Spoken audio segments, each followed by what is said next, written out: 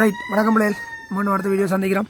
என்ன நல்லபடியாக பிரியோசனப்படுத்தி கொண்டிருப்பீங்கன்னு நினைக்கிறேன். ஏன்னா என் அளவுக்கு கொஞ்சம் கேப் வந்துட்டு மற்றபடி ஓகேயாக இருக்குது. இந்த 320க்கு மேற்பட்ட ஆக்களுக்கு சப்ஸ்கிரைப் பண்ணிக்கிறீர்கள். அதே மாதிரி சப்ஸ்கிரைப் பண்ணாமல் பார்க்குற ஆக்கள் அதற்காக சப்ஸ்கிரைப் பண்ணி விடுங்கோ. அதே மாதிரி வீடியோஸ் ஒரு ஒன் டைம் நிதானமாக ஃபுல்லாக பாருங்கோ. தேவையான அளவுக்கு அதை பிரியோசனப்படுத்திக் கொள்ளுங்க. Right okay. இந்த 54 ஆக்களில் நிறைய விஷயங்கள் இருக்குது பாருங்கள்.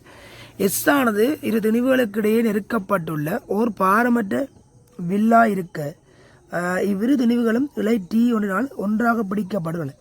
விலை வெட்டப்படும் போது 1 கிலோகிராம் திணிவானது 20 மீட்டர் செகண்ட் வேகத்துடன் அசையுமாயின் 10 கிலோகிராம் திணிவானது. என்ன விளக்கம்? இந்த விச்சுருள்ளாப்பா நீ நெருக்கி போட்டு கையை விட்டா உனக்கு தெரியும் விச்சுருள் என்ன கான்செப்டில் ஒர்க் பண்ணும்.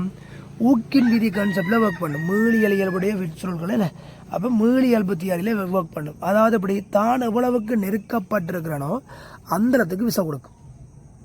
எவ்வளவுக்கு நெருக்கப்பட்டிருக்கனோ அதுக்கு எதிராக விசை கொடுக்கும். ஓமா இல்லையா? நெருக்கப்பட்டதற்கு எதிராக விசை கொடுக்கும். அப்போ நெருக்கப்பட்டதுக்கு எதிராக விசை கொடுக்கல ரெண்டு பேர்லையும் சம விசை தான் கொடுக்கும். திணிவு கூட திணிவு குறைய ஈரவங்காய கதை இல்லை. ஏண்டா எப்சமன் கேஇ தானே. திணிவில் தான் ஏதாவது விஷயங்கள் இல்லை. எப்சமன் கேஇ தானே. அப்போ வில் மாறு தர நெருக்கல். அப்போ நெருக்கலுக்கு ஏற்ற மாதிரி விசை கொடுக்கும். அதுலேயும் என்ன சுவாரஸ்யம்? அப்போ ரெண்டு பேருக்கும் ஒரே மாதிரி விசை கொடுக்கும். ஆனால் சின்ன திணிவு இப்போ 6 முடுகள் பெருசு, பெரிய திணிவு 6 முடுகள் சின்ன. அப்போ என்ன நடக்க போகுது? இவர் வேகமாக போயிடுவார், இவர் மெதுவாக போவார். ஆனால் விச்சுரு என்ன செய்யும்? தன் சுயாதீன நிலம் வரும் வரைக்கும் தான் விசையை கொடுக்கும். இவர் மெதுவாக போகிற பாவம், இவருக்கு கொஞ்சம் கூட கொடுப்போம். கடவுளை சின்ன படியன் பெரிய படியன் மெதுவாக நகர்ற செயலாதானே, பாவம் தானே. இவர் கொஞ்சம் வேகமாக போயிட்டு அப்போ அவரை விடுவோம். அப்படியோ இல்லை, ரெண்டு பேருக்கும் ஒரே நேரத்துக்கு ஒரே அளவு விஷயத்தான் கொடுக்கும். தன் சுயாதீன நிலம் வரும் வரைக்கும் தான் கொடுக்கும். அப்போ என்ன நடக்க போகுது? ஒரே அளவு நேரத்துக்கு ஒரே அளவு விசாகிறபடியா ரெண்டு பேர்லையும் கனத்தாக்கத்தின் பருமன் சமன். திசை தான் எதிர பருமன் சமன். அதாவது அப்போ என்ன அர்த்தம்? உந்த மாற்றம் ரெண்டு பேர்லையும் சமன். அப்போ இப்போ கேள்விக்கு வாங்க, 1 கிலோகிராம் திணிவு 20ஓட அசைதண்டா 10 கிலோகிராம் திணிவு என்ன செய்யும்? 2ஓட அசைவலை எதிர் திசையில் 2ஓட முடிச்சு விடுங்க. 55 பாருங்க. கிடையான திசையிலே பக்கத்தை நோக்கி 10 மீட்டர் செகண்ட் மனுஷன் வேகத்தில் அசையும் 5 தர 10 கிலோகிராம் களிமண் கட்டி ஒன்று. அதே கிடையான திசையில் வலப்பக்கத்தை நோக்கி 12 மீட்டர் செகண்ட் மனுஷன் வேகத்தில் அசையும் 6 தர 10 கிலோகிராம் களிமண் கட்டி ஒன்றை அடிக்கிறது. மோதிய பின்னர் இவ்விரு கட்டிகளும் ஒன்றாக ஒட்டி கொள்கின்றன. இச்சேர்த்தி பொருளானது அசையும் வேகம். மோனா செய்யலாம் ரெண்டும் ஒன்றா ஒட்டி கொள்ளுதான் சேர்த்தி பொருள் அசையும். இந்த காப்பை போடண்டா ஒரு இடப்பக்கம் போகிற ஒரு வலப்பக்கம் போகிறார். அப்போ ஆரம்பம் தான் போடுங்க, களிப்பட்டு தான் பிள்ளைகள் உந்தம் பெறும். ஆமல்லே ரெண்டு ஒன்றா சேர்ந்துட்டேன்னா மொத்தத்தினையும் கூட்டி போட்டு உந்த காப்பை போடு. M1 V1 + M2 V2 plus பண்ணிக்கல மைனஸ் பண்ணப்படும். ஏன்னா எதிர் திசை ஆரம்ப உந்தம். இறுதி உந்தத்துக்கு இல்லை M1 + M2 × V விளங்குதா? முடிச்சு விடு. சும்மா சின்ன கேள்வி. இதப்பார் ஒரு அருமையான கேள்வி உண்டு. 56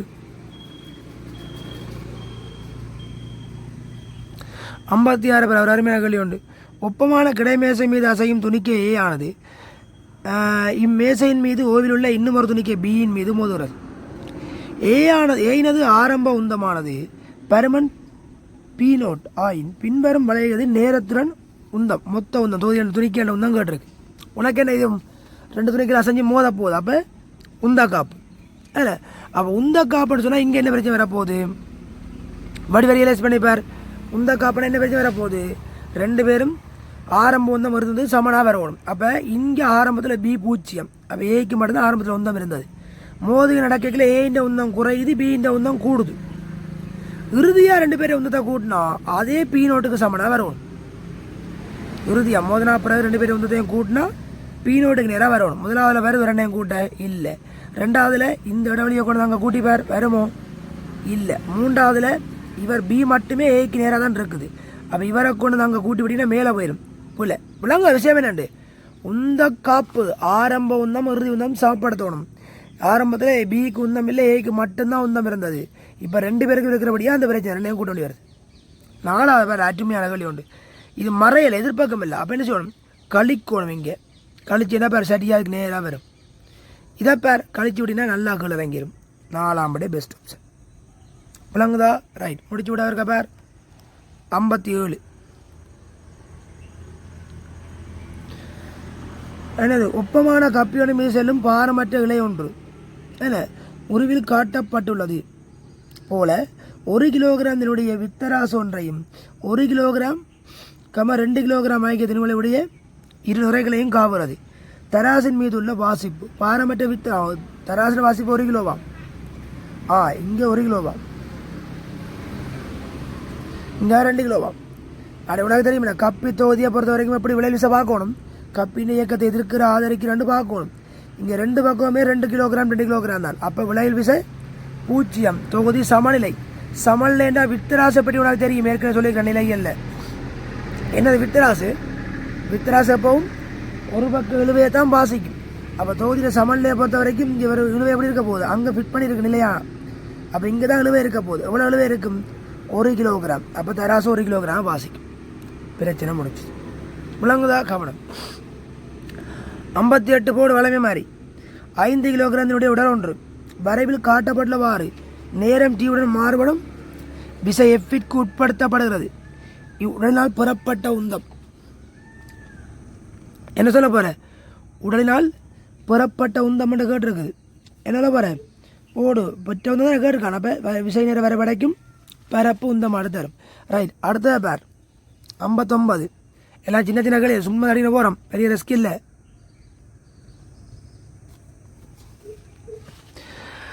முதல்ல F1 7 10, F2 7 9. இவ்விசைகள் காட்டப்பட்டுள்ளது போல நிலையான பொருள் ஒன்றுக்கு ஒருங்கு T7 பூச்சி நேரத்தில் பிரயோகிக்கப்படுகின்றன. விசை F2 ஆனது பின்னர் T1 சடுதியாக 10க்கு அதிகரிக்கப்படுகிறது. பிறகு 2T1 விசை F1 முற்றாக அகற்றப்படுகிறது. ரெண்டா வேணு வரைவு கேட்டிருக்கு. என்னடா ஆரம்பத்தில் பாடுறா இது 9 இது 10. அப்போ இந்த பக்கம் 1 நிமிடம் விளைவு விசை 6 முடுகளில் இயங்கும். ரைட், 5 விடையுமே 6 முடுகள் தான். பிறகு T1 என்ன செய்யுது? இதுவும் 10 மாறிடுது. அப்போ விளைவு விசை 0. அப்போ மாறா வேகம். விளையில் விசை 0 0 இல்லை, 2வது பிள்ளை மாறா வேகம்ன்றது தான் சரி. மிச்சம் எல்லாம் சரியாக தான் இருக்கு. பிறகு என்ன செய்யுது? F1 அகற்றப்படுது. F1 அகற்றப்பட்டால் மறை திசையில் விசை இருக்க போகுது. விசை திசை திரும்பிட்டில்ல. அப்போ அமர்முடுகள். அமர்முடுகள்ண்டா 3 அல்லது 4. அதில் என்ன பிரச்சனை? முதல் இருந்த 6 முடுகள் 1 நியூட்டனால, இப்போ இருக்க அமர்முடுகள் 10 நியூட்டனால. அப்போ நல்லா படித்திறன் கூட வரணும். 4ஆம் விடை பெஸ்ட் ஆப்ஷன் பேர். படித்திறன் நல்லா கூட வந்திருக்கு பேர். முடிச்சுவிடு முடிச்சுவிடு முடிச்சுவிடு முடிச்சுவிடு விஷயத்த பேர். இதை பாரு, 60 கல்வி இருக்கா? 60 கல்வியை பார்.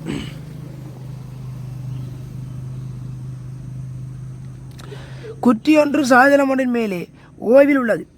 இச்சாய்தளத்தினது கிடையுடனான சாய்வு டீட்டாவானது மாற்றப்படக்கூடியது. பின்வரும் வரைவுகள் எது இக்குற்றிக்கும் தளத்துக்கும் இடையான உராய்வு விசை எஃப் டீட்டாவுடான மாறலை திறம்பட வகை குறிக்குது. உராய்வு விசை டீட்டாவுடான மாறலை வகை குறிக்குதாம். என்ன நடக்க போகுது? சாய்தளங்கள் இடாப்பா, கொஞ்சம் நிதானமாக வருவோம். சாய்தள கல்லியாக கவனி. சாய்தளத்தில் இங்கே பொருள் வைக்கப்பட்டிருக்குது. டீட்டாவோட உராய்வு மாறுற வரைவு. ஆரம்பத்தில் என்னடா இருக்க போகுது?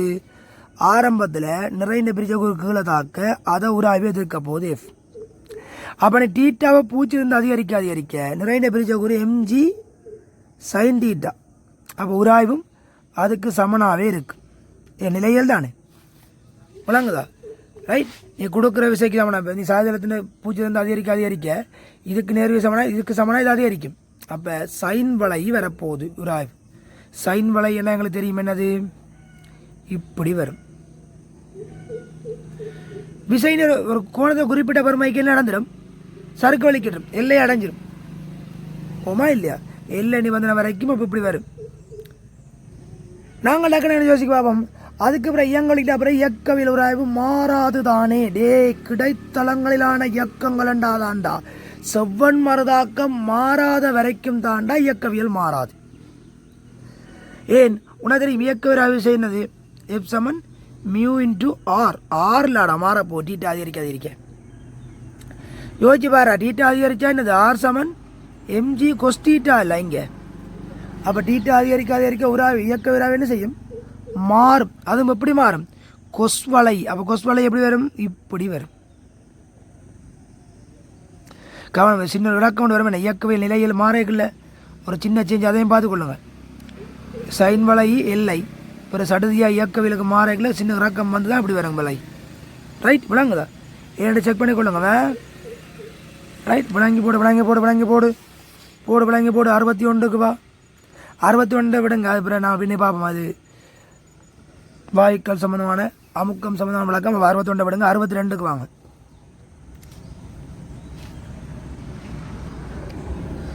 62 எல்லாம் பழைய காலங்களில் தம்பி முக்கியமாக விளக்கமான விஷயங்கள். 2000+ வரப்போகிறோம் ஒரு மாதிரி.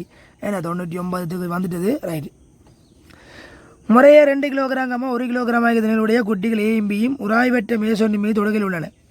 காட்டப்பட்டவாறு கிடை விசை எஃப் ஏ மீது பிரயோகிக்கப்பட்ட போது பியினால் ஏ மீது ஏற்றப்படும் விசை 1 நியூட்டன். சிம்பிளாக பாடுறா, எஃப் என்ற விசை கொடுக்க இல்லையாம், பியால் ஏ மீது வழங்கப்பட்ட விசை 1 நியூட்டனாம். அப்படின்னா ஏ பிக்கு கொடுத்ததும் 1 நியூட்டன். அப்போ 1 கிலோவில் 1 நியூட்டன்டா மொத்தமாக 3 கிலோவில் 3 நியூட்டன். ரைட், 3 சைடு நான் ஞாபகம் இருக்கேன் உனக்கு. இந்த களிலாம் உனக்கு திருப்ப ரிவைண்ட் பண்ணிக்கொண்டு வாரம் தம்பி. இதே களி நிறைய 3 ஐட்டம். எது சொல்லாபம் மார்க் பண்ணுறேன்னு பேர் களியில் எது 27 18 11 3 2. ரைட், அதே பட்டம் தான் இதுவும். ஏன்னா முதல் அவன் இந்த விஷயத்தை தந்து இந்த விஷயம் கேட்டவன் இப்போ இந்த விஷயம் தந்துட்டு இந்த விஷயத்துக்கு வரான். அப்போ இது இவருக்கு வழங்கப்பட்ட 1 நியூட்டன்டா, இவர் அவருக்கு கொடுத்த 1 நியூட்டன். அப்போ 1 நியூட்டன் ரெண்டாடா. அப்போ இதை விட இருக்குது 3 நியூட்டன். 1 கிலோவில் 1 நியூட்டனா 3 கிலோவில் 3 நியூட்டன். ஒரே 6 கிலோ இல்லை தகுதி ஒப்பமானமே பிறப்பு. ரைட், தொடர்ந்து வா. இதற்கு பதிலாக இதே விசையை பியின் பக்கத்துலேருந்து எதிர்த்து சில பிரயோகிக்கப்படுதான். அப்போ இப்போ இந்த 3 நியூட்டன் எடுத்து இந்த பக்கம் கொடுக்குறோம். இதற்கு பதிலாக அதே விசையை எடுத்து எதிர்ப்பக்கம் கொடுக்குறோம். இப்போ கொடுத்தாலும் தொகுதியின் விளைவு விசை அதே 3 நியூட்டன் தான். அப்போ இப்போவும் பியில் 1 நியூட்டன் தான் தாக்கணும். ஆனால் நீ இந்த பக்கம் கொடுத்தது 3 நியூட்டன். அப்போ இதுவந்த மறுதாக்கம் எவ்வளவாக இருக்கும்? 2 நியூட்டனாக இருக்கும். ஏயினால் பி மீது வழங்கப்படும் விசை 2 நியூட்டன். ஓமாண்டு பேர் செக் பண்ணு. 63 உருவிலே காட்டப்பட்டுள்ளது போல ஒரு கப்பி தொகுதிக்கு மேலாக போகும் இலை ஒன்று சுயாதீனமாக முனைக்கு விசை எஃப் ஒன்றை பிரயோகிப்பதன் மூலம் திணிவு எம்மானது அதன் இடத்தில் நிலையாக வைக்கப்பட்டுள்ளது. இக்கப்பிகள் பாரமற்றவையும் உராய்வற்றவையும் ஆகும். உலையின் வெவ்வேறு பகுதிகளில் உள்ள இழுவைகள் T1 T2 T3 T4 T5 என்பவற்றால் வகை குறிக்கப்படுமாயின் முடிச்சு விட்றா. சமன்லேலோடா முடிச்சு விட்றா. உனக்கு தெரியும் mg சமன் T1 பிறகு இந்த கப்பிக்கு திணிவு இல்லையா. அப்போ இது ரெண்டும் கூட்டுத்தொகை இவருக்கு சமப்படணும். அதில் என்ன சுவாரஸ்யம், இது அப்படியே ஒரே இலை லேசான நீளா இலை ஒப்பமான கப்பி. அப்போ T5 T3 T2 சமன் ஓமா இல்லையா? T5 T2 T3 சமன். அது அப்போ என்ன விளக்கம், இது ரெண்டையும் கூட்டுத்தொகை T1க்கு சமன். அப்போ ஒரு ஆள் T1/2. அவர் அப்படி கப் இந்த கப்பியை யோசி. இந்த கப்பியில் 3 விசை T5 T3 T2 அது 3ம் அதுக்கு சமன் கூட்டலாம். ஓமா இல்லையா? அப்போ முடிச்சு சின்ன கேள்வி 64 பாருங்க. மாறா விளையில் விசை ஒன்றினால் ஓய்வுக்கு கொண்டு வரப்படும் பொருள் ஒன்றது வேகனை வர. இது என்னடா கேள்வி? மாறா விளையில் விசையால் ஓய்வுக்கு கொண்டு வரப்பட அமர்முடுகள் மாறலி. அப்போ மறைப்படுத்திறன் அமர்முடுகள் மாறலியா இருக்கணும். 3ஆம் படை பொருத்தம். சரியா? 3ஆம் படை பொருத்தம். முடிச்சுடு பாருடா பிடிக்குது நகலில். Right, okay. அப்போ தொடர்ந்து நாங்கள் அடுத்த வீடியோவில் சந்திப்போம். All the best. நல்லபடியாக படியுங்கோ, என்னை தொடர்ந்து யூஸ் பண்ணுங்க, பிரியோசனப்படுத்துங்கோ, கிடைக்கிற வாய்ப்புகளை ஒழுங்காக பயன்படுத்தி கொள்ளுங்கோ. அடுத்தடுத்த வீடியோக்களை நாங்கள் தொடர்ந்து சந்திப்போம். Right, all the best.